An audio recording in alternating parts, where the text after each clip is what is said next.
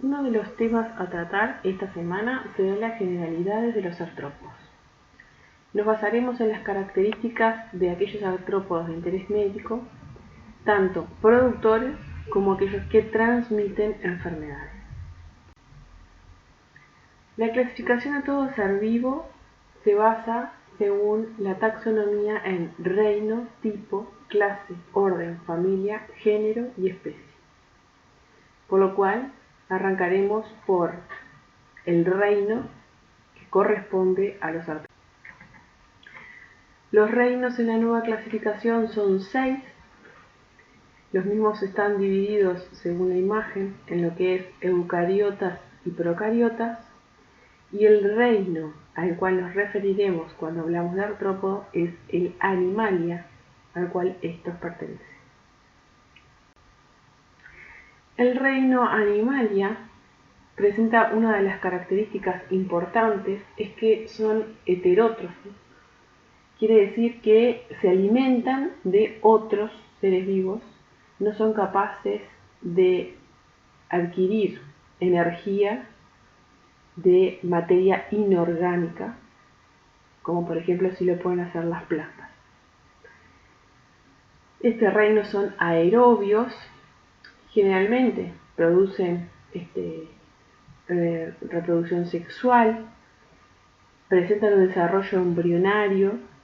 Su principal proteína estructural es el colágeno y presenta una simetría bilateral o radial.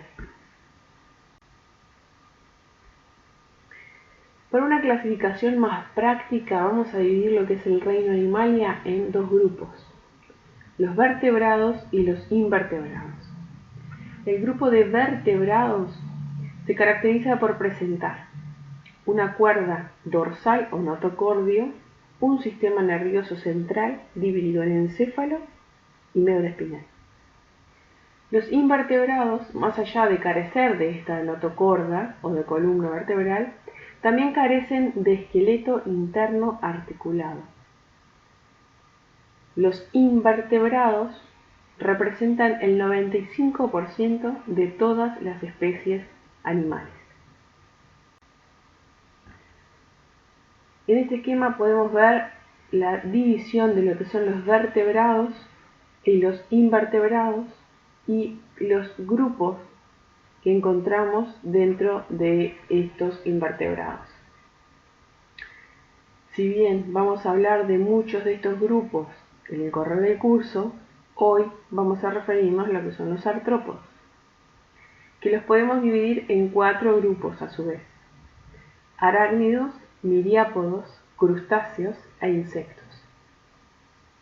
Arácnidos y crustáceos son los dos principales grupos de artrópodos de interés médico. Otras características de estos artrópodos son la presencia de apéndices especializados. Este filum está constituido, más allá de un cuerpo segmentado, una simetría bilateral, poseen un exoesqueleto quitinoso y sus apéndices articulados, de ahí la palabra de artrópodos. La morfología es fundamental en la ausencia del esqueleto interno, el cual está reemplazado por el tegumento cutáneo que actúa como exoesqueleto. Este revestimiento exterior duro y resistente, constituido por varios estratos, está provisto de diversos anexos articulares. Los protege y le brinda inserción a la musculatura interior y a los elementos de sostén de sus vísceras. Presentan un dimorfismo sexual que varía tanto de ser apenas sutiles pequeños cambios entre lo que son machos y hembras, a presentar cambios tan importantes entre unos y otros que parecen ser de diferentes especies. El filum, este filum de artrópodos, es el más numeroso del reino animal.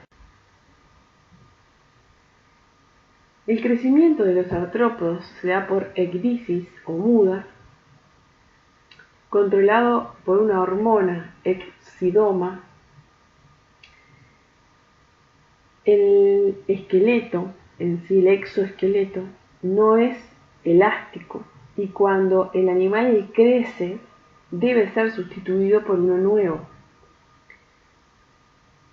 El artrópodo forma un nuevo exoesqueleto por debajo y en un proceso llamado ecdisis o muda, el exoesqueleto viejo se abre en sitios estratégicos con el consiguiente surgimiento del artrópodo con esta nueva cubierta que es muy frágil y que adquiere dureza con el pasar de los minutos y en el contacto con el aire. Este va a ser su nuevo exoesqueleto. A medida que crecen los artrópodos, van teniendo varias mudas o varios procesos de ecdisis, posteriores a los cuales se van aumentando sus estadios ninfales. En los insectos, además, se produce metamorfosis. La metamorfosis es una transformación o un cambio morfológico. Los artrópodos se desarrollan mediante un complejo proceso de metamorfosis que adquieren muy variados aspectos. Esta ocurre de dos modos principales: la hemimetábola o metamorfosis incompleta y la holometábola o metamorfosis completa. La hemimetábola varían sus etapas en huevo, estadios ninfales y adultos. Presenta 3 etapas. Aquí las formas juveniles, nacidas desde los huevos, o sea, las ninfas, tienen el mismo aspecto que el adulto. Son inmaduras y de pequeño tamaño al nacer y van creciendo y madurando a través de los estadios, a través de los estadios ninfales, a través de las mudas. En las diferentes mudas no solo aumentan de tamaño, sino que pueden además agregar diferencias anatómicas, como por ejemplo la aparición de pequeñas alas, como se ve en este caso. Una de las características que también diferencia a hemimetábola de holometábola es que la hemimetábola, todos sus estadios ninfales, viven en el mismo lugar que vive el adulto, por ejemplo, la tierra, y se alimentan de lo mismo que se alimenta el adulto. Por ejemplo, en las vinchucas, todos sus estadios ninfales, que van desde el primer estadio al quinto estadio, son hematófagos, o sea, se alimentan de sangre, al igual que el individuo adulto. En cambio, en la holometábola o metamorfosis completa o transformación total, en la que se distinguen 4 etapas o fases fundamentales, sean esta huevo, larva, pupa e imago. En la que etapa de la larva representa el periodo de crecimiento, la etapa de pupa o crisálida presenta la etapa de transformación total del animal y la etapa de imago, que correspondería al animal adulto, representa principalmente la etapa de procreación.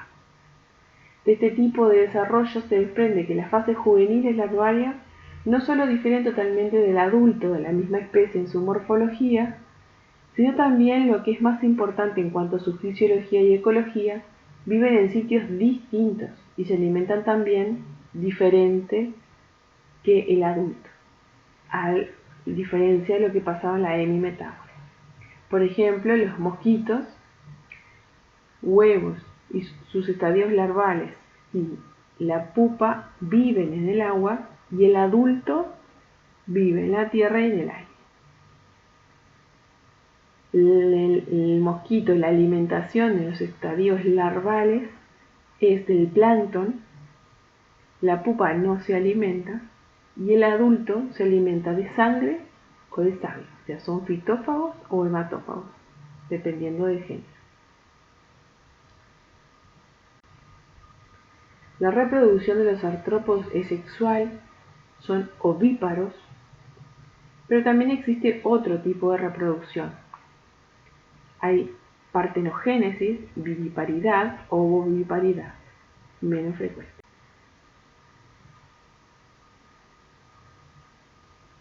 Las clases importantes que vamos a ver de artrópodos de interés médico son principalmente dos, las que ya hablamos: insectos y arácnidos.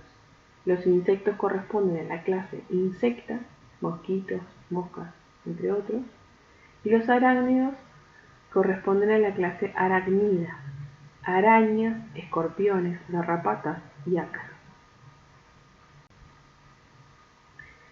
La clase insecta está caracterizada por presentar 3 segmentos del cuerpo, dividido en cabeza, tórax y abdomen, y 3 pares de patas, un par de antenas y un aparato bucal que según la especie puede ser chupador, picador, lamedor o la combinación de estos. Algunas especies son ápteras, o sea, sin alas, pero su mayoría presentan de 1 a 2 pares de alas. Su hábitat, por la mayoría de las especies, es terrestre. Los insectos tienen una actividad que está ajustada a lo que es la alternancia luz-sombra, se llama fotoperíodo, y presentan también un ritmo circadiano. Los ciclos biológicos, que es el voltinismo, se pueden dividir en univoltinos, cuando presentan una generación al año, bivoltinos, si es 2 generaciones anuales, y así sucesivamente según el número de generaciones de insectos que surjan durante el año. También debemos saber el término diapausa. La diapausa es una interrupción del desarrollo en forma abrupta y prolongada de meses, incluso un año o más, de los insectos. Varía el momento de la diapausa, varía según la especie. Algunos presentan diapausa en estadio de huevo, otros presentan diapausa en estadios ninfales, y generalmente la diapausa se da como mecanismo de resistencia frente a condiciones climáticas desfavorables o condiciones de alimentación desfavorables. Los hábitos alimenticios varían según los insectos. En fitófagos muchos son predadores, parásitos, hematófagos y saprófagos. Otra de la clase que nos importa es la clase aracnida. Está caracterizada por presentar 2 segmentos del cuerpo, uno dividido en cefalotórax y el otro abdomen, en caso de las arañas y los escorpiones. Cuerpo formado por un prosoma, en el caso de las garrapatas, presentan un prosoma y un abdomen, ácaros y acáridos. Los adultos se caracterizan por presentar 4 pares de patas, si bien las ninfas de algunas especies, por ejemplo los ácaros, pueden presentar 3 pares de patas, como Sarcoptes cabido. La mayor parte de los arácnidos son ápteros y presentan hábitos terrestres y acuáticos.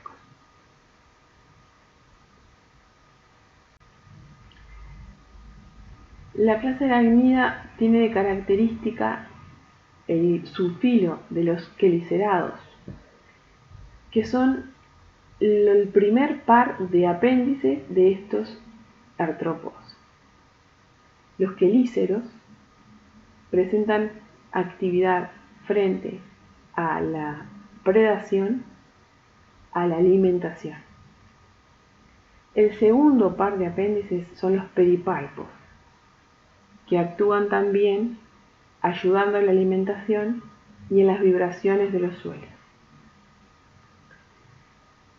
Dependiendo de las géneros y especies de estos artrópodos, de estos arácnidos, existe un número de ojos variable y una disposición ocular que nos ayuda a realizar la diferencia entre especies. Su reproducción es ovípara y la mayoría son predadores. La patogenicidad de los artrópodos en su totalidad se da por el parasitismo, que podemos dividirlo en ectoparásitos y endoparásitos, términos que vamos a ir manejando y extendiendo sus conceptos durante el curso. También forman transmisión, forman parte del grupo de agentes infecciosos, el transmisor de agentes infecciosos, y mediante inoculación o contaminación. Otra de las formas que producen la patogenia son mediante la micropredación, los artrópodos hematófagos sobre todo, y producen muchas veces acción alérgica a través de la inoculación de ponzo. Presentan acción expoliadora o micropredación mediante la succión de sangre, por ejemplo. Acción químico-tóxica cuando inoculan veneno.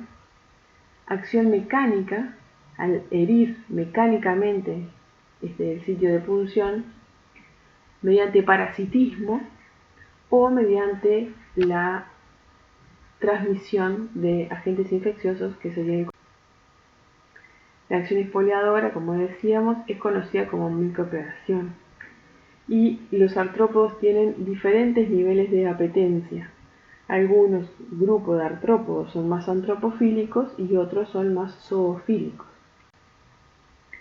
La acción tóxica la podemos dividir en una reacción local tóxica, la dermatozoonosis o la sistémica. La reacción local puede ser por contacto directo del artrópodo o por inoculación de sustancias por penetración con piezas punzantes. La dermatozoonosis son enfermedades de la piel que están producidas por parásitos de animales. Y las sistémicas son acciones de estas sustancias tóxicas, pero no solo a nivel local, sino a nivel del resto de la economía. Acción mecánica la representa muy bien el lipostoma de las garrapatas. Cuando las garrapatas presentan alimentación, también sería exfoliación, introducen su hipostoma hiriendo la piel y así produciendo el efecto mecánico de lesión. A su vez, pueden ser transmisores de enfermedades, y otra de las acciones durante esta acción de mecánica sería la exfoliación. El parasitismo lo dividimos en dos, los ectoparásitos, ¿no?, que ahí vemos los permanentes, que son aquellos que cumplen todo un ciclo en el hospedero, y los transitorios, que parasitan al hospedero con determinado fin sin cursar el ciclo completo en el hospedero. Los endoparásitos, a nivel de artrópodos, los que podemos destacar son las miasis, que es el parasitismo por larva de mosca. Otro concepto fundamental que vamos a ver durante el curso es el concepto de lo que es un vector. Está muy bien representado por los artrópodos. Los vectores son todo objeto animado, capaz de transmitir un agente infeccioso desde un reservorio a otro ser vivo, en una forma activa y en sentido hacia el huésped, del reservorio hacia el huésped. Los agentes inanimados o sustancias que puedan transportar a un agente infeccioso, que es en forma pasiva, son los fomites, el agua, los utensilios, los juguetes, por ejemplo. Un concepto, un ejemplo de vector son los mosquitos, los cuales transmiten virus y parásitos de un reservorio hacia un individuo sano en una dirección. Un ejemplo de fomites son los gorros, por ejemplo, o los cepillos del pelo cuando transmiten piojos.